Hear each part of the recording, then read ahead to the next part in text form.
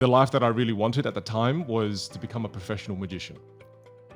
I wanted to do close-up magic. I wanted to have my own stage show. That's all that I wanted. And I sucked at it. I mean, I remember losing out to a local magician here in Adelaide. His name is Magic Mike. And You're kidding, right? Yeah. Did you come up with that name before the movie, at least? Yeah. Well, he's nothing like that Magic Mike.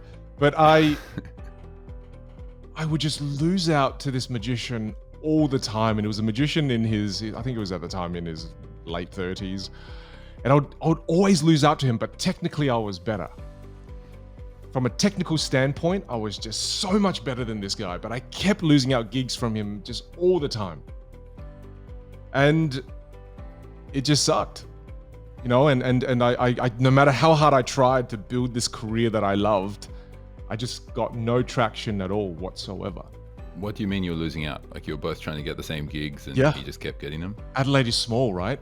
And one of the most powerful questions I learned to ask some of my clients early on in my magic career was, how come, look, I know you're not going with me. How come you didn't go with me? And that's when they referred, oh, look, Vin, we found that, this other magician was a better fit and they picked the other magician. But then clients never really took the time or cared enough to tell you the truth behind why they didn't go with you, right? Yeah. I think it takes a very kind of special relationship for people to tell you the truth. Because ultimately, people don't want to be rude. They don't want to hurt your feelings.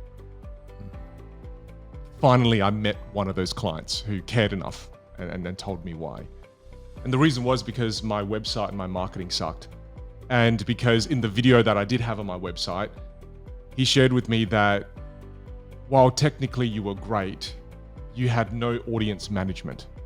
It didn't seem like you could control the audience. And then that was the one little clue that he gave me that allowed me to then go down the rabbit hole of self-improvement. I kept blaming everybody else for not seeing why I was so brilliant. And then all I did was, Harry, I just technically tried to get better. Okay, if I'm still losing out to Magic Mike, then I'm just going to spend more time perfecting my sleight of hand. I just didn't get anywhere.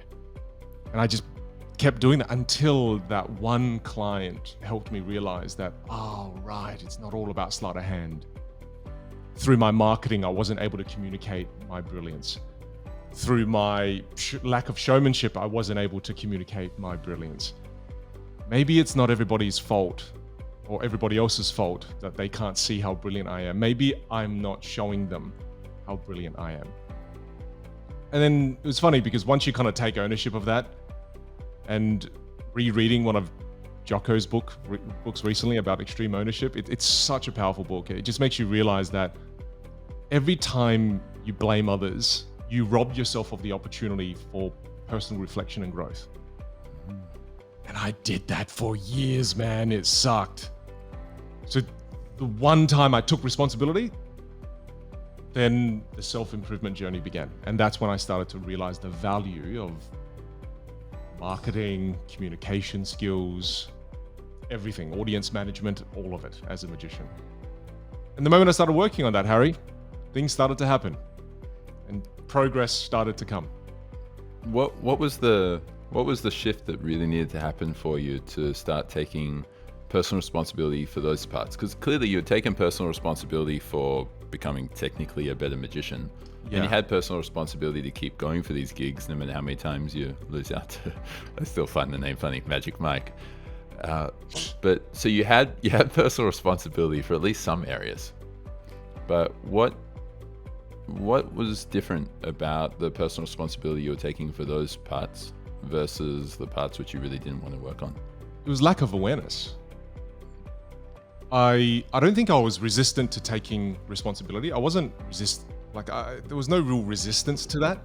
It was just lack of awareness. You don't know what you don't know, right? And I feel that so many of us, including me still in life now, you don't know what you don't know. And when you don't try to become more aware of the unknowns or the unknown unknowns, then you get stuck very easily. For example, right? My car, I love Jeeps. I'm a huge Jeep fan, and I got a Jeep Gladiator. And I remember when we got bogged and we got stuck with the Jeep Gladiator, I had no idea how to get out. So to me, the classic way to get out was, oh, brilliant idea, Vin. Why don't you just rock the car out of it? Go reverse really fast, shift it into drive, and then drive forward and you'll get out. And I remember just kind of sinking deeper and deeper and deep into the sand and just had no idea how to get out. And I'm stuck. I don't know how to get out. There was no way to get out.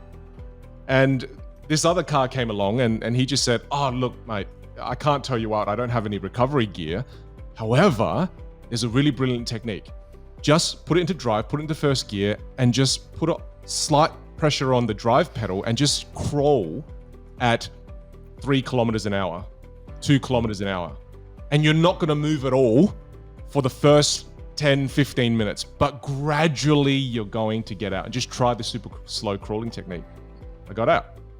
So if I never met that guy never came along and helped us, then I would have never had the knowledge to get out. And I felt like I was bogged in my life, metaphorically. And it took someone to come along to make me aware. And that's why I think it's so important to seek out teachers, to ask questions, especially when you fail. When you fail or do things wrong, don't just take ownership. You've got to take ownership and then ask lots of questions to try to build that awareness. Because without that awareness, even if you take responsibility for things, you don't get anywhere, right? So for me, it was asking lots of questions, always looking for teachers, always trying to find mentors. I think those two things help you build more awareness around what you don't know. And I think that's so important.